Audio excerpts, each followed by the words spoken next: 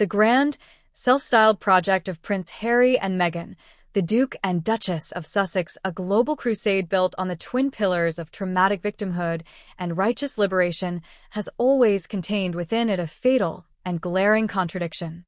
It is a paradox that historians, commentators, and the British public have whispered about for years, but which few have had the academic rigor and unflinching courage to articulate with devastating clarity. That is, until now. Enter Dr. David Starkey, the renowned and notoriously acerbic Tudor historian, whose recent, explosive intervention on a national talk show has been described not as a mere critique, but as a fatal blow. With the surgical precision of a scholar who deals in centuries, not headlines, Starkey dismantled the very foundation of Harry's existence post-royalty, positing a terrifyingly simple thesis. Prince Harry, in his desperate flight from the gilded cage of monarchy, hasn't found freedom. Instead, guided by the Machiavellian hand of his wife, he has systematically and publicly destroyed himself, erasing his identity, betraying his blood, and squandering his birthright for a pot of Californian lentils and the hollow adulation of a talk show audience. This is not a story of a happy escape. It is a modern-day tragedy of self-immolation, and Starkey has just thrown the brightest possible light on the ashes. Dr. Starkey's analysis, delivered with his characteristic blend of intellectual disdain and theatrical flair, cut straight to the heart of the Harry and Meghan narrative. He argued that Harry's fundamental error was a catastrophic failure to understand the nature of the institution he was born into and the one he is married into. The British monarchy, for all its faults and anachronisms, is an institution of history, duty, and bloodline. It is impersonal, rigid, and demands sublimation of the self. Harry's wife, and by extension Harry himself, sought to personalize it, to make it a vehicle for their own individual desires for validation, celebrity, and emotional fulfillment. You cannot have an institution that is based on the hereditary principle and then complain that it doesn't cater to your personal feelings, Starkey quipped, his voice dripping with contempt for the sheer naivety of the endeavor. What did he expect? A focus group? A therapy session? It is a machine, and he was a cog.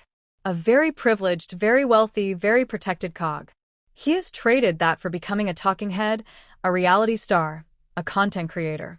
He has exchanged a historic role for a Spotify playlist. It is a demolition of the self, conducted live on Netflix. This demolition of the self is perhaps the most poignant and controversial aspect of Starkey's thesis. He contends that Harry's identity was inextricably and intrinsically linked to his position as the spare, the son, the brother, the soldier, and the prince. It was an identity forged in the unwavering traditions of the House of Windsor, for good and ill. In ripping himself away from that structure, a process he has monetized through lucrative media deals, he has not found a new, authentic self. He has created a vacuum. The man we see now is a hollowed-out figure, defined not by who he is, but by what he is against: his family, his country, the press, the institution. His biography, Spare, is the ultimate testament to this emptiness, a memoir that purports to tell his truth, but is almost entirely populated by the ghosts of others whom he frames as antagonists. He is a man without a center, a prince without a kingdom, a soldier without a unit, a son without a family. He has, in Starkey's view, committed cultural and personal suicide, all while believing he is winning a battle. And at the center of this vortex, the catalyst for this great unraveling, stands Meghan, the Duchess of Sussex. To cast her merely as a supporting actor in this tragedy is to fundamentally misunderstand the dynamics at play. Starkey's commentary, and a growing chorus of dissenting voices, portray her not as a passive victim swept along by royal protocol, but as a savvy, ambitious operator from a world diametrically opposed to the one she married into. Her world is Hollywood, transactional, image-obsessed, personal brand-driven, and deeply narcissistic. Her currency is perception, narrative, and fame. From the moment she crossed the threshold, she did not seek to understand the ancient, stoic culture of the monarchy. She sought to overhaul it in her own image.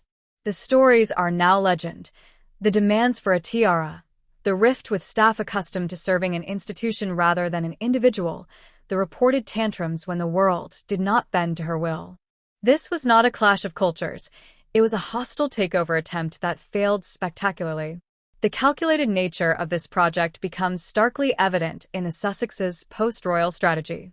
They have weaponized their victimhood with the precision of a corporate public relations team, which, in effect, they now are. Every interview, every documentary episode, every chapter of Harry's book is a carefully curated piece of a narrative designed to achieve two goals. First, to forever cement their status as the wronged parties, inoculating themselves from criticism, which can be dismissed as racism or bullying. And second, to generate immense capital. Their truth is their product.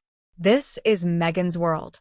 She understands the power of a compelling story arc. The beautiful, biracial American actress who modernizes the stodgy royals is brutally rejected by the racist establishment and flees to build a more perfect, progressive union abroad. It is a fairy tale for the woke age.